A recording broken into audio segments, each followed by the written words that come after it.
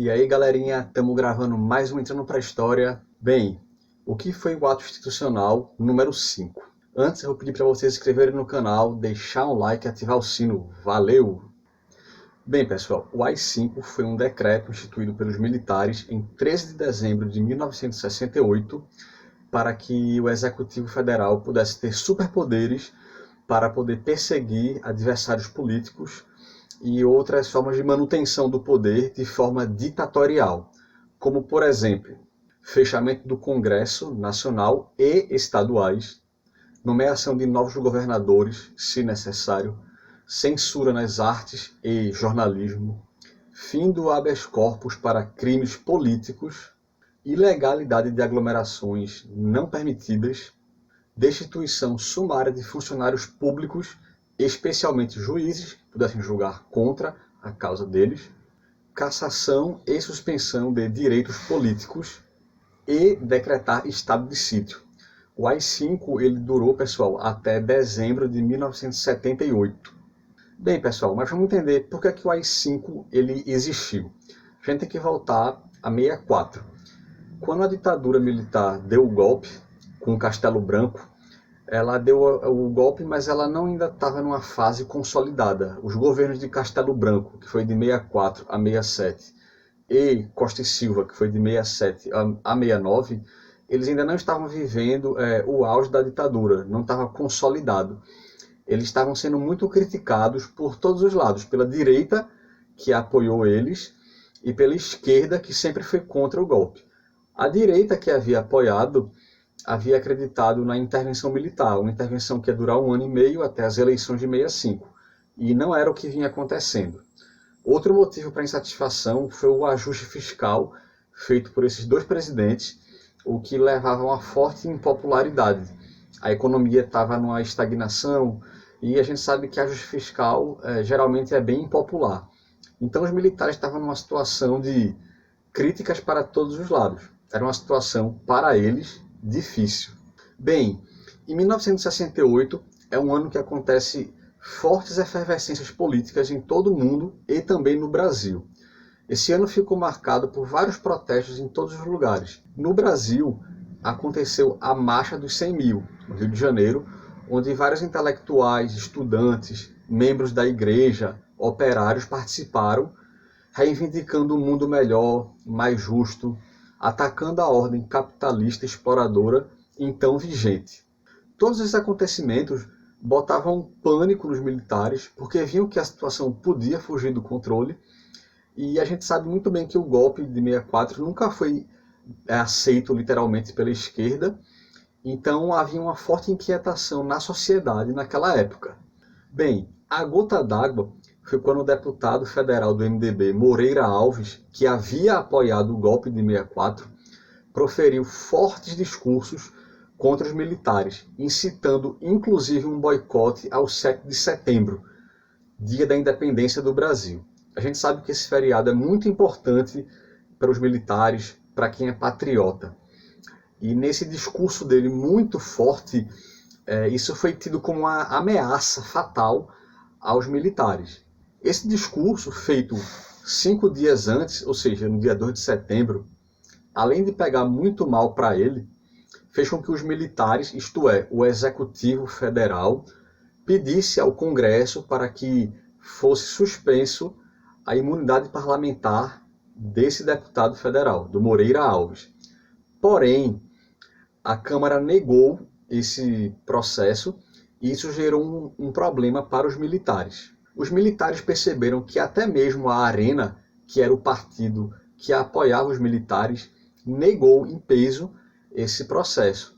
Então os militares perceberam que, se até os aliados dele no Congresso Federal estavam dificultando a vida deles, algo precisava ser feito. Foi então que uma reação extremada foi tomada. Foi instituído o Ato Institucional número 5, também conhecido como AI-5, em 13 de dezembro de 1968, como já falado. O ato foi elaborado pelo ministro da Justiça, Gama e Silva. Entretanto, muitos não sabem disso, mas o AI-5 ele não foi feito apenas para conter a extrema esquerda, como é muito falado e muito conhecido pelo grande público. A gente sabia que os grupos de extrema esquerda estavam começando a partir para a luta armada e algo, na visão dos militares, claro, precisava ser feito. Só que pouco se fala que o AI-5 foi uma forma de neutralizar também a direita moderada. Como a gente acabou de falar, se até os parlamentares de direita foram contra um pedido dos militares para suspender a imunidade do deputado, os militares entendiam que deveria haver caminho livre para que eles impusessem a agenda política e econômica deles. Perceberam que a direita moderada também era um empecilho. Vale lembrar que muitos pequenos burgueses, pequenos empresários, alguns membros do clero e alguns setores da sociedade, ainda que de direita, eles não estavam vendo com bons olhos o caminho que os militares estavam tomando até então. Então, eles sabiam, os militares, que a situação poderia cambalear junto com os protestos de 68 e tudo piorar ou acabar até mesmo o governo dos militares e passar para os civis. Bem, na época o presidente era Costa e Silva. Ele era visto como fraco, muitos não sabem disso, mas ele não estava bem das pernas, nem economicamente e nem politicamente ainda. Então, ele percebeu que algo precisava ser feito. Foi uma jogada muito arriscada, mas que ele provavelmente também não queria entrar para a história como uma pessoa que queria legalizar esse ato totalitário, legalizar esse mecanismo jurídico de perseguição, mas possivelmente ele foi convencido, entendeu que era melhor instituir o AI-5 do que ceder, como já falado, a possíveis agitações que depusessem os militares, que tirassem um apoio maciço aos militares. Então Costa e Silva, querendo ou não, baixa o decreto e finalmente institui o ato. Era uma forma também de injetar poder, de injetar ânimo no governo. Então, o AI-5 fica marcado como uma espécie de golpe dentro do golpe. Isto é, já havia um golpe desde 64, mas ali em diante a coisa ia ficar mais totalitária, mais violenta, ia ficar mais, como podemos dizer, perseguindo mais descaradamente seus opositores. Porém, a reação foi forte, inclusive de apoiadores. Até mesmo os Estados Unidos, que é o país que patrocinou o golpe de 64, não via com bons olhos porque achava exagerado e temia retaliações políticas, econômicas por parte da Europa. Então, essas notícias de tortura, perseguição, assassinato, violência, corriam pelo mundo e isso poderia pegar muito mal, também para os Estados Unidos. Então, havia um cuidado em também não cometer exageros. Só que não foi isso que aconteceu. Os militares optaram, de fato, pela linha dura e foi isso que vigorou, quer queira, quer não. Inclusive, Golbery, que era um militar conhecido como o bruxo da ditadura, foi contra também, porque ele achou muito forte e temia retaliações, temia que uma reação pudesse desenfreadamente tomar conta do país com o AI-5. Para você ver como até mesmo setores reacionários acharam muito pesado o AI-5. Porém, o alto empresariado brasileiro gostou, porque entendeu que com o AI-5 isso tornaria o Executivo Federal absoluto. Iria governar com decretos-leis de forma que não fosse nunca criticado e com essa agilidade institucional isso poderia trazer ganhos econômicos à elite brasileira. Então o empresariado viu nessa oportunidade do AI-5 uma forma de crescimento econômico deles, pessoal. É algo muito perverso, mas era assim que o empresariado entendeu na época. E, aliás, o AI-5 ele contrasta com a fase de forte crescimento econômico que o Brasil viveu, né? O conhecido milagre econômico, não é um termo muito apropriado hoje em dia, já foi muito usado, mas esse período de 68 até 73, que é quando acontece o choque do petróleo, o PIB brasileiro cresce em média 10% ao ano.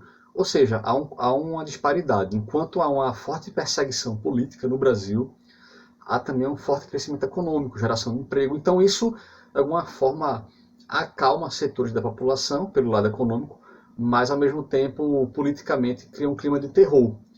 Mas a gente sabe que o fator econômico, ele quando está indo muito bem, isso dificulta muito o surgimento de bolhas políticas, de agitações políticas. Não é fácil acontecer isso. Como historiador, sei bem o quanto isso dificulta. Então, essa fase do governo Médici, que assume 69 até 74, fica muito marcada por esses dois fatores. Já os militares argumentavam que o AI-5 foi um elemento necessário para conter a luta armada, a guerrilha e movimentos de extrema esquerda. Entretanto, a luta armada ela foi muito mais uma reação ao golpe de 64 e ao AI-5 do que o contrário. Muita gente propaga que 64 foi um golpe para conter a luta armada, mas isso não é verdade. Em 64 ainda praticamente não havia luta armada no Brasil, e foi justamente essa tomada autoritária que suscitou na extrema esquerda um vale tudo, né? Uma espécie de tudo ou nada. Ou a gente fica parado, ou a gente arrisca a vida pelo nosso ideal, do mundo mais justo, pelo socialismo, ou mesmo pessoas de centro-esquerda que defendem o socialismo democrático, ou o reformismo, como melhor falam, de João Goulart. Então, o fato é que a esquerda ficou muito contrariada com a situação. Sabia que não conseguia agir muito. Se agisse, poderia ser violentamente reprimida e morta, inclusive. Foi durante, aliás, esse período de 68 a 72 que foi o auge dos confrontos entre os militares e a esquerda, né? A luta armada, ela partiu para tudo ou nada nessa época e ela não conseguiu sobreviver, porque ela era muito pequena numericamente comparada aos militares. Então, pouco a pouco, os militares foram matando, com seus agentes de perseguição, né, com a espionagem, identificando esses focos de extrema esquerda, e então conseguiram dizimar boa parte de integrantes desses movimentos armados, de partidos de extrema esquerda. Então, foi o que aconteceu. Movimentos como a VAR Palmares, PALOP, Ligas Camponesas foram fortemente atacadas. Bem, ainda com as 5, a perseguição continuou também com Geisel. Inclusive, ele fechou o Congresso em 77, evocando exatamente o AI-5, que dava esse poder legal para ele. Então, houve ainda muita violência também depois. Bem, por fim, o AI-5 foi isso, foi um elemento jurídico, um decreto, que marcou a fase mais ditatorial, mais sombria da ditadura militar. A linha dura do exército entendeu que era melhor se perpetuar no poder e não ceder aos civis, configurando uma ditadura que perseguiu as pessoas críticas à ditadura militar. Inúmeras pessoas foram presas, torturadas e mortas com os militares no poder. Um clima de forte medo, uma reação militar era grande. E por fim, como já falado, o AI-5 ele vigorou até o fim dos anos 70, quando em 78, final do governo Geisel, ele foi revogado. Então ele termina aí. Mas deixou esse forte legado, né, negativo de ataque, antidemocracia, totalitarismo, mortes, pessoas que eram inocentes que morreram. Então é basicamente isso. Bem pessoal, então é isso por hoje, valeu mesmo. Lembrando de deixar o like, se inscrever no canal e ativar o sino. Valeu, até a próxima.